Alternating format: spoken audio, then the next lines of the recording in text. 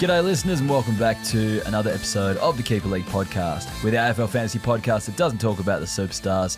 We only talk about the lesser knowns and the players who are going to bring value to your draft and Keeper League teams. My name's Heff and tonight I am joined by Tommy Wyman to recap a huge weekend of gather round.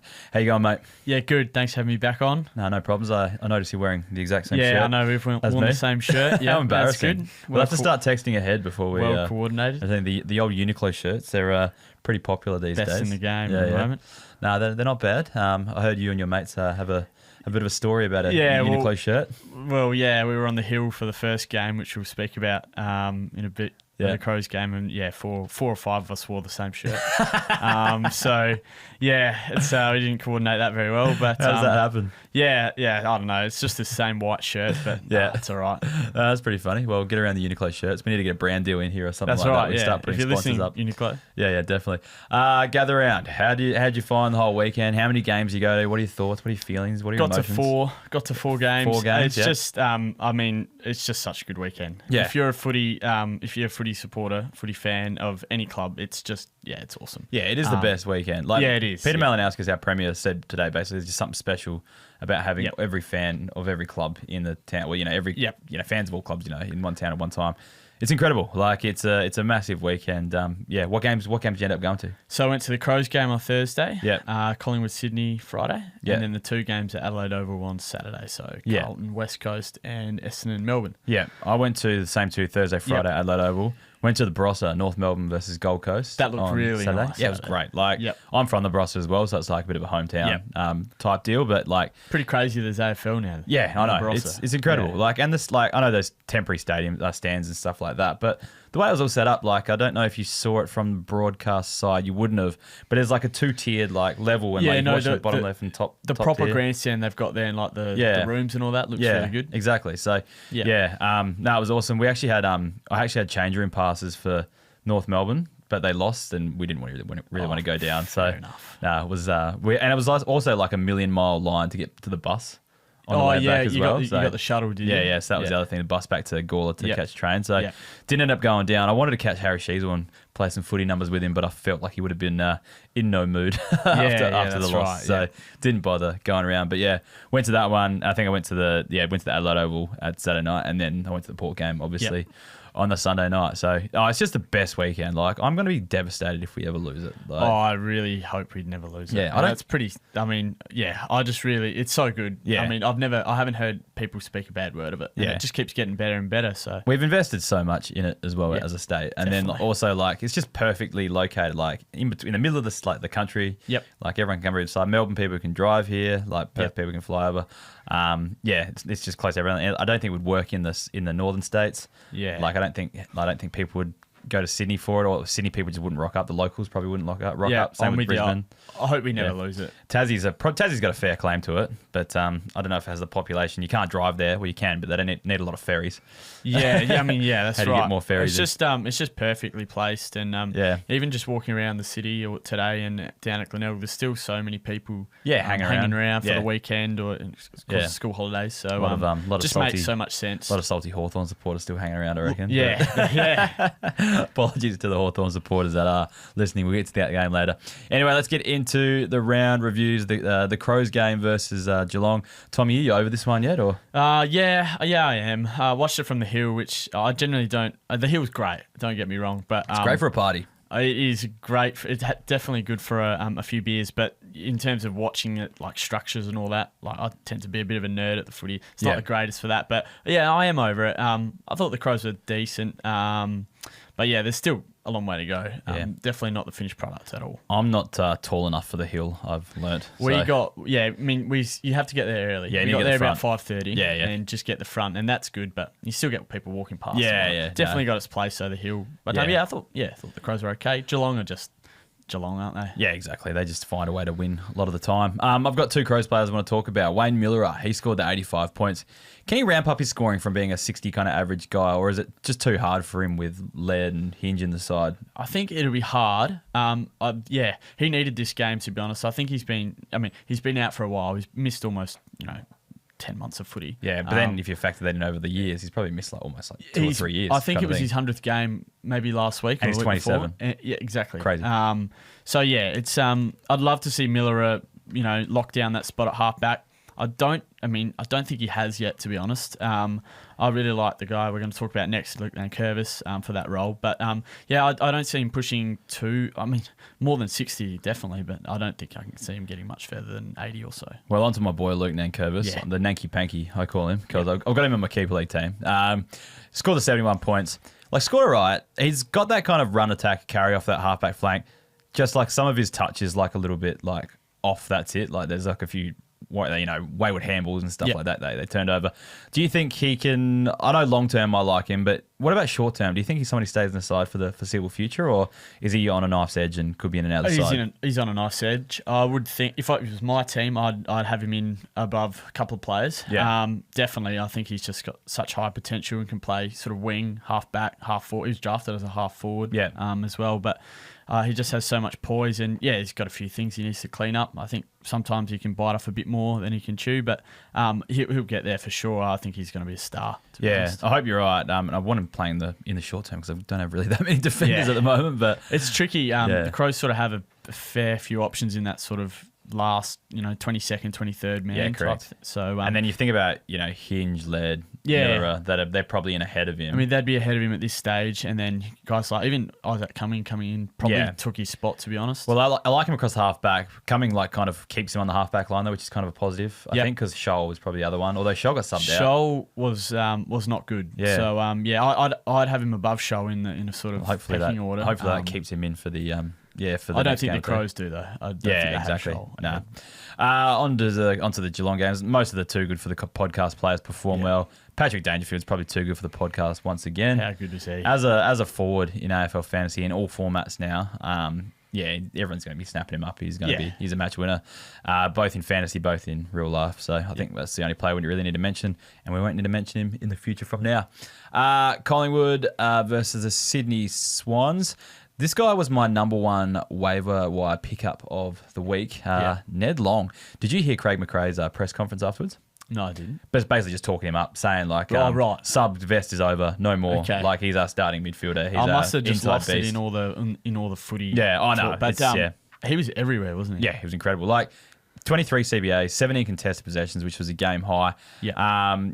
We had McRae talking him up. He was a mid-season draftee last year because I wrote an article just about his VFL scoring last year and how pumped I was to see him. Yeah. And then I think he got injured straight after or something. So finally in the ones for Collingwood, and just grab him off the waiver wire if he's in your league because he's going to be. You've got DeGoey's perennially injured. I reckon DeGoey becomes a forward again, to be honest. I don't think he's as much of a centre bounce mid now. They've got someone like him, and then Tom Mitchell's done. I'm just trying to think of players that are going to come back in and stop him. He had something different to that Collingwood midfield, and I think they do need someone that's quite inside, wins a lot of contested footy, and he was excellent. He was everywhere, really.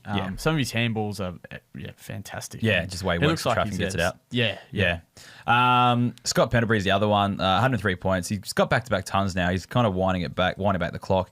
I reckon he's just one to target as a cheap M7 because if you're playing him as the last place midfielder, you're going all right. Yeah, I think. Absolutely. Yeah. Onto the Swans, Riley Bice. We've got to make him too good for the podcast. He's just a fantasy type. Some of his kicking at the game was excellent. He hits these 45s where it's he looks seamlessly fitting in it. Probably one of my few good moves in the Shiva so far, apart from drafting a whole heap of injured players. I'm still waiting to come back, but I might start winning some games then. No, Bice looks really good. I picked him up the second he was named. Yeah, and I subbed the first game, but don't care. I was happy that since then he would never be sub again. Yeah, correct. Yeah. The other one's Caden Cleary. He's a junior that you had your eye on a couple years ago, wasn't it? 83 points. He played that high half forward role, but is he more of a future midfielder? Do you think? I think he would be. Yeah. But obviously he's behind quite a few at Sydney. Yeah. Tough midfield to break into. Yeah, maybe if someone like Warner's already playing forward anyway, but maybe if he moves on or something, maybe that opens a hole for him. But he had the 3 CBA, so a little bit of midfield time. I got written here, averaged 101.5 in the Talent League in his draft year. Yep. And then he's played the one VFL game and scored 118. So natural scorer, but knows how to tons. It's just a role, really. Correct. Needs the right role at AFL level. Onto the North Melbourne versus Gold Coast game. Yeah, Bros was stunning. Go there if you haven't been there. And I don't know if many people actually went into the Barossa afterwards, but like Lyndoch is only like on the edge of the Barossa. Like you can go further into it. So it's if you ever get back down there, spend some more time there because it is a good part of the world, especially if you love your food and wine. Yeah, it's a great place. I haven't actually been to either Norwood or Barossa. I've never been to Norwood. Never been to Norwood for an AFL. I've been plenty of AFLW. No, that's stuff, right. But But both of them look really nice, especially Norwood when the sun was setting was awesome. Oh yeah. And fantastic. how good was the weather this weekend as well? Yeah, it's been hot. It's been hot, but that means like every night game's been shorts and t-shirt, like perfect. And they turn the fans on in the stadium. Yeah, it was hot. Sitting at Carlton West Coast, it was hot. Yeah. The North game was surprisingly not too bad because there was a bit of a breeze, and we were high up in the grandstand. And it's in a valley, so it is a bit cooler. But yeah, still. The only real players to mention, there's about 4 from this game. Only one from North, though, is Dill Stevens. 85 points. I don't know. Played that full game on the wing. You'd have to do this more often to trust him, right? I mean, I just wish he's such a high draft pick. I think he was picked 5. Yeah. Like, you expect more from him. Was he inside midfield as a junior? Outside. Outside still, yeah. Okay. I think he played a few league games at Norwood. Yeah, he did, yeah. And he was outside. Okay. And then, he just, I don't know, it just hasn't progressed. But yeah. Let's hope he can. Someone in the Discord was trying to tell me he was inside midfield. I'm glad you've cleared that up for me. And then moving on to the Suns, Joel Jeffrey had 108 points. Like, the role's nice. He's just competing with like Noble and Rioli, don't you think? And they've been so good for Gold correct. Coast. They provide so much off halfback. It was just one of those games where he just got it felt like he got every +6 in the back pocket. I was sitting right behind in that pocket, and then it felt like he was just getting all of those. Ben Long, 80 points, just tip of the cap with the 3 goals there. Don't really see a fantasy-friendly role. Like Ben Long's having a decent year. He's having a good season. I just don't think the role is conducive to fantasy definitely scoring, not. But I think he's quite a handy player. Yeah, he's in their best 22, and it's probably going to be a finals team as well. Yep. So yeah.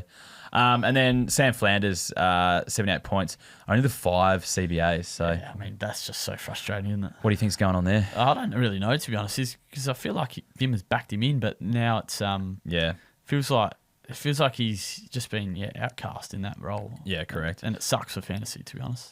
We did have a question about him. I might scroll down, but it was from Russ with a bunch of numbers after his name. He reckons, hey guys, is there a chance Flanders gains forward status on the keeper platform?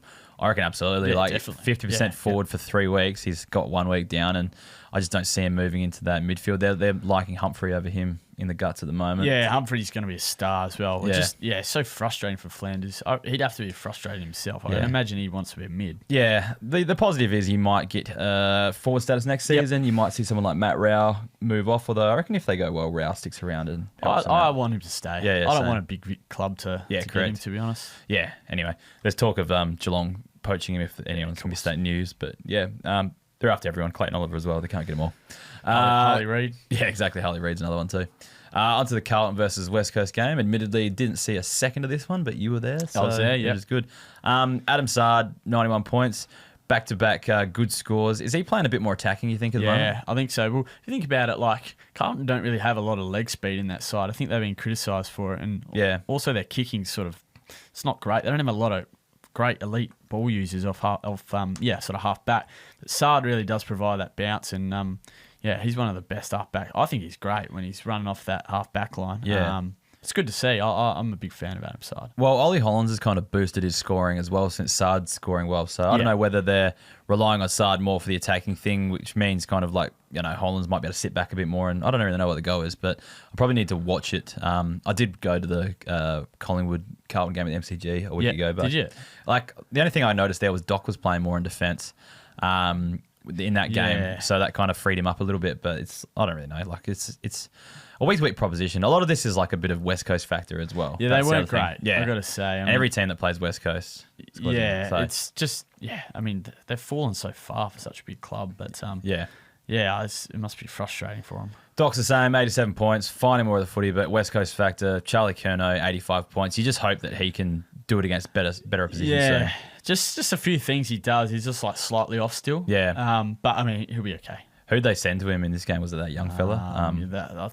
I don't even know half the back. No, not Brockman. Sandy Brock. Sandy Brock, sorry, yeah. Half the back line. I don't know half the West Coast players. Yeah, the guy we're going to talk about next, Ryan Marrick, he's probably one of the shining lights for him. He'd be up there in their best and fairest so far. Well, I reckon Baker's probably maybe the only guy pipping him at the moment. But like, He looks genuinely good though, Marek. Oh, absolutely. But just there was 0 tons for West Coast, not 100. I've mentioned this every week. Like they're not a scoring side. So in the app, you scroll down to the bottom. Yeah, and fantasy, then you and finally it's see like the him. whole West Coast team. It's the only good thing about Marriage is he's not going to have the ceiling because West Coast don't have the ceiling as a team, but the role means he's going to have that high floor each week. So he'll go 70 plus every week, and as a forward, you're going to take that. Absolutely. And he'll be a defender only next season, but he's good enough to actually be a fantasy scorer once West Coast somehow finally improve. Yeah, he'll get there. He'll be a good scorer, definitely. I agree with that. Now, is it Tom Gross or Tom Gross? Tom Gross, Yeah, I think it's Tom Gross. Because my mate Fridge was just making heaps of hilarious jokes about how gross West Coast were. Yeah.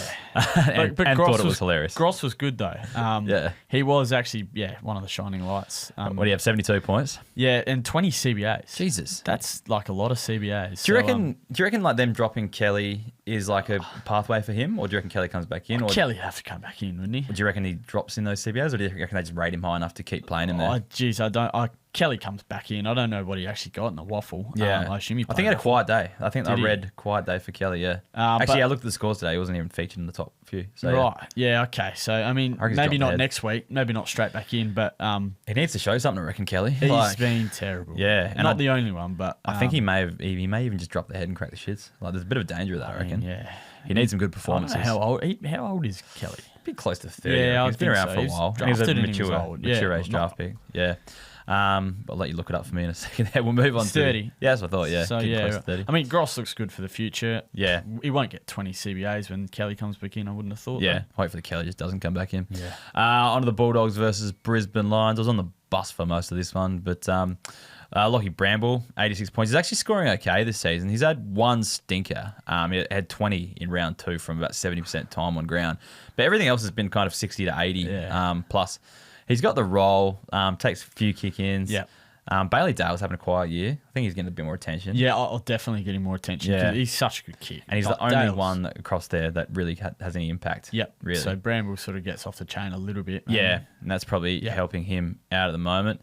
Riley West, what are your thoughts on this guy? I don't really know, to be honest. He's sort of one of those guys that I sort of forget he's playing sometimes. Yeah. But then he scores okay. Like he scored 86 here. Yeah.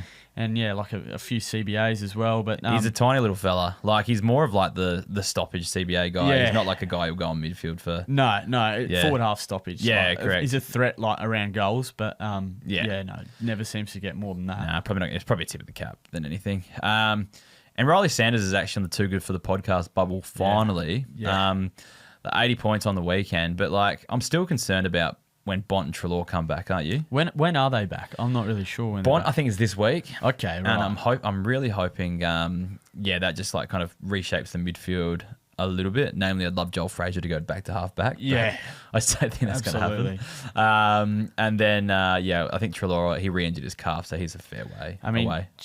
Treloar, so rough for Treloar. He's one of my probably favourite players. Honest, I just need them back in. Then I reckon if Treloar comes back, then Frazier's definitely going back. But I don't know if it's happening.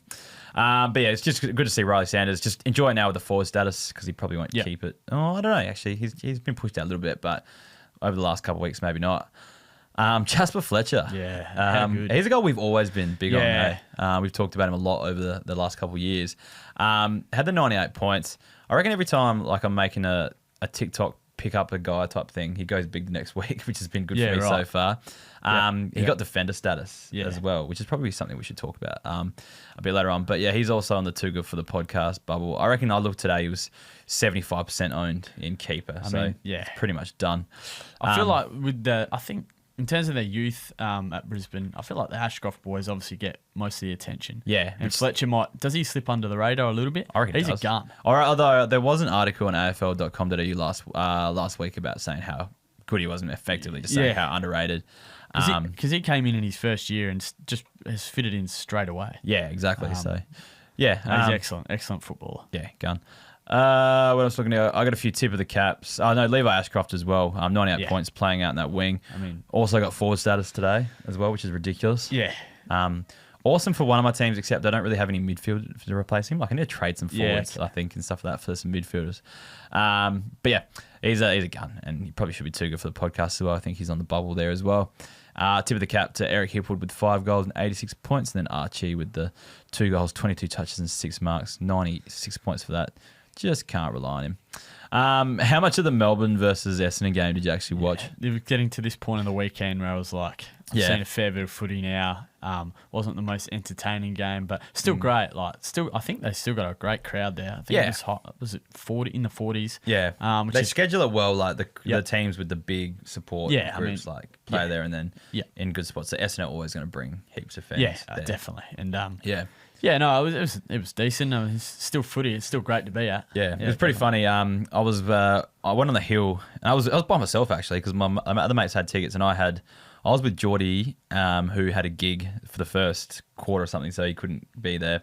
My son, who I left at home, had his ticket, and then Louis was just AWOL all weekend, like just on the beers, like it's hard to find him type thing, just kind of swanning around. So I was by myself, and I messaged Doss.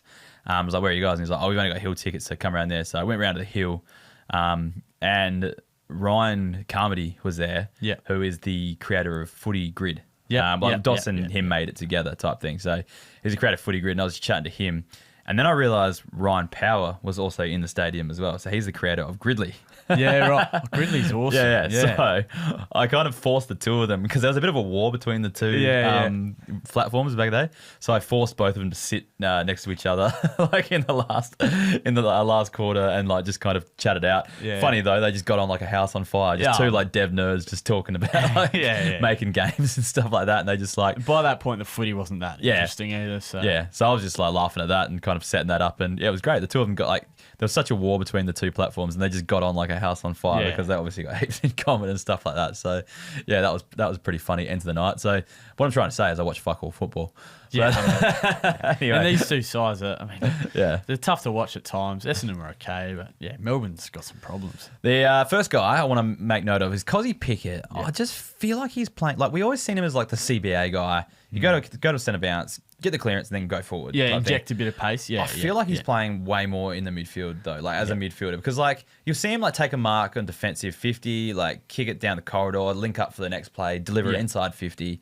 Like I've seen that happen a few times this year, and I feel like, and then watching it live, you just kind of notice him not spending as much time forward. So we onto something there, do you reckon? I noticed that as well, to be honest. And I think it's something that they're gonna need to do more of. Yeah, and they need to pump up his value. That's what I was saying last week. Absolutely, and well. Same with the next guy, Trent Rivers. I mean, I think the more that they get those two, just about every stoppage, or one or the other alongside Oliver and Petrarca, then Trent Rivers is one of those guys that, like, I know the CBA doesn't always equate to fantasy scoring, but he is one of those guys where it does. Like the more centre bounce attendance he gets, the better he scores type deal, and that's consistent across the competition. Really, when you look at everything as a whole, I know it's not an exact science, but he's one that kind of makes the case for that really well, because the more he spends, like I think the last week he had 4% of the CBAs, which is probably one or something like that, and this week he's had 8 centre bounces in total, managed to get to an 80. I think he's a gun. Give him 15, give him 20. Is this his fifth year in the comp now? Probably, about flag, that. So I mean, I could see him going, taking his game up to the next level. Yeah, 100%. For sure. And then Harvey Langford had 77, so you're going to take that from a rookie. He just needs to develop and get more time in there. He's going to be a gun. Xavier Lindsay, did you notice he was playing defence a lot more? Yeah, a little bit. I mean, his skill set sort of is, he can play That's what I was going to ask you. Do you see him more as a winger, or do you see him more as a halfback? Probably a winger. Yeah, same. Or probably in time, more of an inside and outside mid. Yeah, he's got sort of run both skills ways, are incredible. I mean, they do have a lot of nice sort of young talent like Langford, Lindsay. Yeah, I mean that's awesome. As we said, Rivers is still young. As much as they don't want to admit it, they're rebuilding at the right time. Yeah, like even if it's forced into, they've still got peace. It's not like they're completely devoid of any talent. There's a lot of talent there still. It's just just can't get it all together. Just with Lindsay, it's just a bit of a watch on the roll. Like it could have been like being injured last week, just maybe putting him out of harm's way a little bit more. Cushy roll across halfback, kind of play loose. I thought he might have done his knee at some point. I think he only missed 1 week. Yeah, only missed one. Yeah. I know he only scored 49 points, but the role was kind of nice. I liked it for fantasy scoring, and maybe he was just sore, and that's why he didn't play. Like, he didn't score as well. So just kind of watch on that and see what happens. Archie Roberts won the Rising Star. Yeah, I saw that. 113 points. This is a much better role for fantasy, I feel. Cause he was on the halfback in this game. Because El Hawley was up on the wing. Yeah. So I think there was injury early, obviously, which kind of just shuffled the deck chairs around a little bit. And so 113 points, playing more off the halfback and less on the wing, which was great because it was more Dersma and El Hawley on the wings. And so 113 points to Roberts playing that role. But then El Hawley came on at quarter time or just after the first quarter, whenever Brian went down. And that's shattering for Brian as well. That sucks, ACL. especially and owners as well. But El Hawley had 73 points from 62% time on ground, so scoring at a real good rate there. But yeah, I think they just need to give him a full game. Do you think he finally gets it? Yeah, I hope so. He's shown so much. And even absolutely has. Everyone was potting his kick last week. His disposal efficiency was a lot better this week as well. So no, I like him, to be honest. Yeah, and same. Essendon got to try these guys out. Yeah, so. I reckon we definitely have to give that guy a game. Brad Scott, if you're listening, I'm sure he does.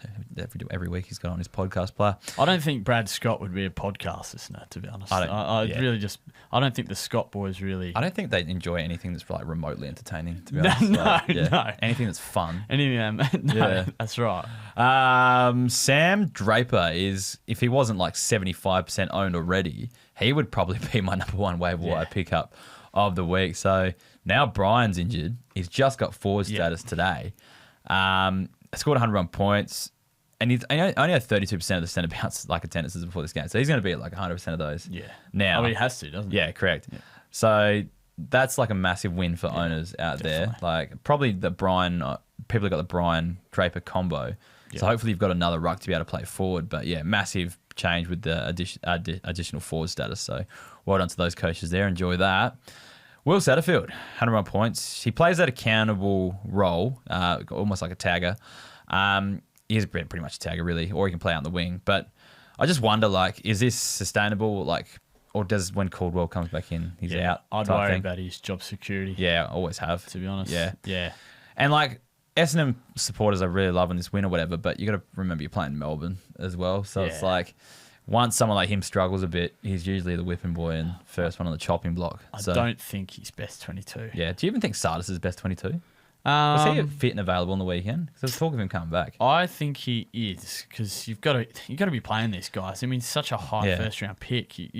I think you just have to give him a stint in the side. He's had a few injuries. Would say the same thing about the next guy, Ben Hobbs, though. Yeah, I have higher hopes for Sardis and Hobbs. I don't know what Hobbs really is. Yeah. Is he just a half forward? Yeah, well, I think so. Because someone asked in the questions this week, I'll scroll down and do that one now as well. Like, Major Vanberg wants to know, has Hobbs finally nailed down a decent role? But, like, it looked to me the same role as normal. Like, I don't think so. Yeah, it was the same mid-forward role, 5 CBAs. I think it was just an easy opposition factor for Hobbs this week. So, not getting too excited.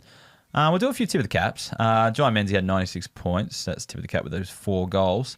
I had no idea who he was. Like, not very often do I when I look at a team and I go, I don't actually know who that player is. Like, even the other week at the North Melbourne game, I was like, 41, I'm pretty sure that's Jacob Constanti. Yep. Like, you know, you'd see like random players, but like John Menzies was one that like, I had no idea what he looked like when I was out there. But yeah, tip of the cap to him.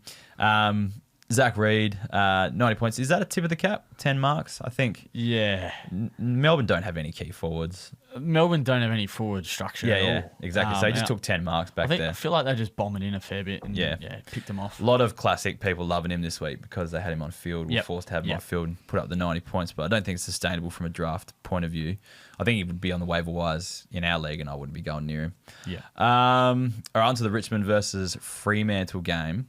Luke Traynor, 90 points. Is he a better fantasy prospect than I initially thought? What do you think? I think he is. Well, he's better than what I thought he would be. I know he's gun, obviously, but I wasn't quite sure he'd score well. Obviously, he's kind of key defender type. That's what I mean. Like, doing my draftee profiles and stuff. Generally not the high scoring type, especially in their first year. But yeah, he looks a gun, doesn't he? He can kind of rebound, like, or he pushes up forward as well, like pushes higher up the ground and takes marks up in that wing and half forward line and stuff like that as well. Really good. Yeah. I think he could be like a 70 plus, like a Josh Battle type guy one day. Definitely. Like, score like in that range. That's probably a good comparison. Yeah, that kind of range for him. And Josh Tracy is one of my favourite players in the comp when he's up and going. He was on fire early. His hands are incredible. Yeah. Like, contested marking. He's a massive dude. Yeah. I wish I went to this game as well, but in the process, it would have been great. But 105 points from 6 goals. Like, a lot of Richmond factor here. But hopefully this is just the game where he finds form. Starts kicking big bags again and kind of gets back to last year's form. Luke Ryan was subbed out, I think, with an injured shoulder. Seen icing his shoulder or something. So I'm not sure if that's actually out because I haven't looked at the news. But Heath Chapman's a guy that I'm suddenly interested in if that's the case. 104 points. And again, Richmond, we all know, but he plays the right role for fantasy. Like if he's floating around a waivers, he might be one to look out in the back of that, I think. 100%, yeah. 10 marks he took. So yeah, like, and I know he plays, like Luke Ryan does play a bit bigger, but they don't really have anyone to replace him, and they've got Cox and they've got Pearce, so they could just replace it with a halfback flanker, and he could be one that you might want to be looking at. And Carl Warner, see, even this, I know who Carl Warner is. I know what he looks like when I see him, but 86 points. Again, Richmond and Luke Ryan out, meaning there's a bit more points to rack up in that defence. He's probably a player that I'd need to see more of to consider him. Definitely. He was really good, though. I mean, noticed him I a bit more. caught bits and pieces of this game, but every time I looked up, like Warner had the ball. So, Yeah. And like you said, he's not someone I really knew about that much, to be honest. But Correct. Yeah, it looks good. And then let's move on to the St Kilda versus GWS game. Ryan Burns has picked up defender status, 86 points. He's kind of having a decent season in terms of fantasy scoring, but I know Saints fans don't like him. Yeah, I noticed that as well. And he's always been like in and out. Well, the last couple of seasons, he's been in and out of the side a lot. So feels like the scapegoat at times. his disposal can be pretty iffy. But maybe if he's scoring okay and you need a defender, he could be someone worth picking up. Definitely more valuable with defender status than he was with just mid status. So he's one to think about. Marcus Windhager is just so unpredictable. I feel like I'm going to talk about him every 2 weeks. Actually, I'm not going to talk about him again until he's put up 2 80-plus scores in a row. Like, because he'll tag 1 week, and I think Garcia was doing more. It's just sort of like stuff. a miss to fix it, really. Yeah, because he went back in defence for a little bit in this game, and that's probably why he scored a little bit better. But he's just so inconsistent. Like, good player. I feel like Ross would really like him. 100%. And just he feels like a Ross Lyon player that can sort of plug and play. They gave him Spud's number, so he's like, that's pretty high on us. Like, they must think it's pretty high of him. But just to, like you said, Mr. Fix It, which is what you don't want for fantasy because they could end up anywhere doing all sorts of jobs. You're not going to know week to week where he's going to be playing or what role. And then Jacob Ware, 97 points. I had a look at his heat map because all his touches were across halfback, and I was like, oh, was he playing across halfback? But then I watched a bit of the replay, and I reckon every centre bounce I looked at, he was just lining up on the wing. Yeah. And he went forward and kicked the goal like at one stage as well. But I think this is bad news for Canelio. Really, because Canelio's been pushed out to the wing a bit. And then I think he might get pushed out. Canelio might get pushed outside if Ware's kind of playing a more attacking or better wing role. The only thing I like Canelio, like if I was GWS, I would just put him on ice for like. There's no need, is there? Yeah. I'd put him on like a mini preseason, get him absolutely primed, and play him as a forward come finals. Yep. Like and just support up there. That's the only thing I would think of like to do with Canelio. But for owners, I think fantasy wise, it's going to be pretty tough to field him. It's not going to be a great role, is it? Yeah. But Ware had a good game, 97 points. Not going to talk too much about it just because of the wing role. But if he does it another week in a row, then we might have to look at it a bit more closely.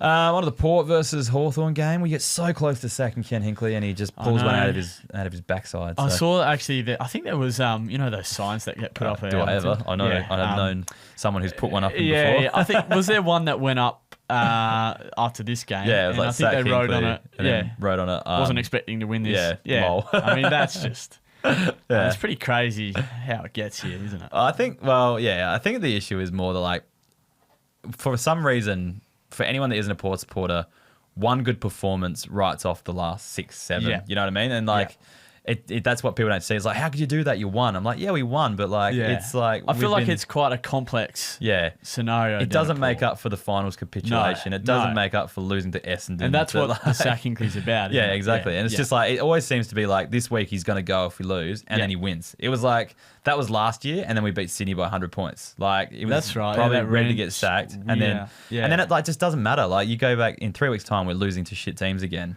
But it's like, that's what always happens. But I need to stop ranting about Ken Hinkley on this podcast. Mitch Georgiades is the player I want to talk about. So, I know, 82 points. Like, he's pretty mobile, can take a grab, and his goal kicking's getting a lot better. Yep. I just think he might be one of the better key forward options if you need one. You're not going to be able to rely on him every week. He's going to be a 60 guy for most of the year. And he's the man inside 50, though. Correct, yeah. And Ollie Lord actually showed a lot of I think good signs last Port night. Have got to play Ollie Lord. Yeah, 100%. He was great last night as well. Sam Powell-Pepper, though, as well, he's pretty serviceable as an F5 kind of range guy at the moment. Sort of feel like Port missed him last year a fair bit. Yeah, definitely. But tackles, kicks goals. Yeah. His goal kicking is so much better than I remember him. Like he can snap and snap goals and things like that. Which I don't know. I think he's gotten better at that over the years too. Which just says handy like +9s when he does that. I mean, he's not like going to be the most polished, beautiful player to watch, but I think he's quite important to be honest. Yeah, well, like I was saying, like every 2 or 3 weeks he puts up an 80+ score or 75+ kind of score. So he's doing that pretty consistently at the moment. So yeah, one to look at. And yeah, the only one for Hawks is I think James Warple's not officially too good for the podcast because I think he averaged 78 last season, but scored 85 points in this game. I think Nash was injured early with something his arm. I think was it finger or arm or something or hand. Something like that. Yeah. So I'm not sure what the goes with that, but with Will Day out as well, like he could be a real beneficiary in that midfield at the moment and see a bit of an uptick. I think I mean Hawthorn. I know it's a small sample size, but without Will Day, they look, the midfield especially was smashed. I thought. How much do you reckon it was just like also having a bye and being sluggish? And I don't know. It's hard to tell whether how much that comes into it. Port were just on, weren't they? Yeah, I feel like the club. Butters' first few minutes was just set the tone, and correct. Hawthorn didn't run with him. Yeah, I feel, and I've seen a lot of footage of that where he's gone to, or he'll suck players out and then he'd win the footy and then give it to where he was supposed to be and that sort of stuff. So yeah, it was quite impressive. Yeah, I don't know. I just feel like also as well the team that talks shit most in the media through the week kind of usually like coughs it up on the weekend. Like just sets himself up to fail. Yeah, exactly. Really, you don't want to miss it. And then and then what they say. It's great when it works, isn't it? Like, yeah. But I mean, you're gonna have to cop it if you. And it's Hawthorn. That's what they do. So yeah, I've answered most of the questions. I might just actually have a look at a few DPPs, anything that kind of comes to mind. So there's the big dogs that people aren't trading or owning anyway. You've got your Rory Laird getting defender status. You've got Josh Dacos, all that sort of stuff. There are a few that are kind of pretty handy, I guess. Like, so Jasper Fletcher obviously getting defender status was pretty good. And then Caleb Windsor, I reckon, is a good one to stash for the future. Windsor's another one. Yeah, we didn't mention him when we were talking of like Melbourne's young guns. Yeah. He's there as well. Jace Burgoyne getting defender status is pretty handy because he scores well, like 86 points. And it's kind of hard. You don't want to have to field him as a midfielder. So I thought that was pretty handy. Midfielders, who cares? De Koning's pretty handy as well, like if you just need a backup ruckman. Because I'm finding this year it's very hard to find backup rucks because most teams are only playing one ruck. And then some of the teams, there's no obvious handcuff as well. Yeah. Like North Melbourne, for example, like that Taylor Goad's there, but it looks like Bryn Teakle's actually rucking in the VFL, but he doesn't have ruck status, So like... That's crazy. Well, because he played forward all last year in AFL, and they don't really take that into account until they play AFL. Yeah, so it's a bit weird. So if anyone has got ruck status just as a backup, if someone goes down, it's pretty handy. Peatling's probably going to get rubbed out, isn't he? Yeah, I think so. It was just sort of a bit of a dumb tackle. Yeah, but he got forward status. That's not too bad. But we talked about Dangerfield. Warner's a big one if he can actually start playing in the midfield again. But I like Cooper Lord actually as well he's got forward status added as well because he's someone that could get a run through the middle if there's an injury or something like that and could be pretty handy. Draper we spoke about being huge. Tom Sparrow, if you can actually pull his finger out, might be okay. What? I feel he's just never come on really, has he? Well, he shows glimpses. Yeah, but that's it. Though. And then Lawler, obviously, and probably Murphy Reid as well. He probably might get a bit better as the season goes on. Murphy Reid, I know he's just a gun. Yeah, Every time he gets the ball, he has so much poise and class. Pretty dynamic. Oh, he's going to be so good. And he is. Boak would be someone to target. Now he's got forward status if you're contending, just because he can put up decent 80s and stuff every now and then if he gets that roll on the wing. Which happens from time to time. So there's just a few position changes to talk about. I think the only other question that we haven't addressed TTQ asks, he's 1-4 to start the season, so he's second to last. He scored the most points for the comp though. Teams seem to be scoring silly against him, lost by 13 on the weekend because Harm's on the field. At what point do I think of 2026? I reckon if you score the most points for the season, you do not think about 2026 at all. That's a similar situation to me in one of my leagues, actually. Yeah. I'm leading the overall scoring, and I think I'm 6th. Yeah. So I think it might have been out of 8 or something, so that sucks. Yeah, correct. So I don't know, like the guy who's won like the last 7 out of 10 premierships or something in our league, ridiculous. He's 1-4 at the moment, but he's got probably the 3rd or 4th highest scoring. I mean, it's tough. And you just know he's never going to go away. I think last year in our Keep League, I won the first 4 and then lost the next 4, but still made the grand final. at the Yeah. end. So, like, if you're scoring that well, you could easily win the next 3, be 4-4 in the same situation. Yeah. And then anything's possible from Just there. try and make finals, I'd say. That's it. Yeah, Get yeah, the finals definitely. and then run the table. I mean, stats say you probably have the best team. So. Yeah, correct. Mortarded wants to know how many games of football do we actually watch. I reckon I watched maybe Friday. Live 4, Yeah. probably in total, I think 6. Yeah. Which is probably about what I normally do, I guess. I reckon I watched probably one closely though. Yeah, I mean, I watched Collingwood Sydney closely. Yeah. I reckon that one too. I reckon. Yeah, like we said, when you're on the hill, it's tricky Yeah. to watch it super closely. Yeah. 'Cause I find that when the ball's at the other end of the ground, the riverbank stand, it's hard to actually see. Thursday and Sunday I had my son as well, so like you kind of just get a bit silly like with your kid, and just kind of not really watching. You kind of pointing things out to him or just talking shit like type stuff, and so like I reckon probably 1 or 2, maybe 1 in like a couple halves I watched closely. Yeah, I'd agree with about that. it, Melbourne so. Essendon, I probably watched the first half. Yeah. And then, Because I was in Melbourne the week before as well. I actually need to get back to watching footy closely because I'm going to be so clueless coming up. So I reckon I'm going to spend the next few weekends on the couch just recovering from the last fortnight. But anyway, and Mortada wants to know, still side bottom, the greatest porn name in footy. Is he worth a waiver? Role to continue even with DeGoey returning. Yes, I 100% think he's worth it. Yeah. I think the biggest thing is not even DeGoey with him. It's Lipinski moving to the wing and pushing him inside. Lipinski was good, I thought. Yeah, he was, so yeah, like I think that's probably a bigger factor than DeGoey. Like I think DeGoey plays the forward. Yeah. Because Ned Long would be the guy who would have pushed him out this week if it was going to happen. I can't see it. They're long being That's what I moved mean. from that setup. Yeah. So I think it's going to continue. We'll see the exact same midfield setup even when DeGoey's back, I reckon. You might see him at a few stoppages just to kind of maybe win a clearance if they're battling. Yep. But I think he spends most of his time up forward, kind of back to the old days. Josh Dacos' role frustrated me. That's another thing I'd say. Yeah. He's sort of he was just there, but they never really used him. I don't know. He can get lost a bit out in those outside roles as well. Yeah, So. I mean that happens to all wingers occasionally, doesn't it? Yeah, But, correct. I feel like he was used more at half back though. He is because he got defenders down, so he's Yeah. used a lot more halfback this season. But that's usually a pretty fruitful role. But you can have just games where it doesn't suit him. Absolutely, So, yeah. Anyways, we might wrap it up there. Thanks heaps, Tommy, for joining us. No probs. And, glad you recovered from gather round. You did have Sunday off, so Yeah. I probably needed Sunday off, but there's no way my boy was missing the Port game. So No, I mean big occasion, wasn't it? So, yeah, correct. And then to get the result as well, it was pretty good. At least one Adelaide team sort of lived up. Correct. Anyways, thank you for listening for another week. Get around us on the socials at Keeper League Pod on all of those. Check out our website, keeperleaguepod.com.au. Become a member if you would like to support the show and get access to all of our resources. Got a new game coming out tomorrow or probably today by the time you listen to it, footyheads.com. Yeah, right. So make sure you check that out. And hopefully it's as addictive as the footy numbers one. But check that out. Love any feedback or suggestions and stuff on that too. I'd love a few hits and plays on it as well. That'd be great. Absolutely. Anyways, I think that's it. I'm going to go to bed. So Yeah, same. I've watched too much footy. yeah, exactly. See you later. Good night. Bye.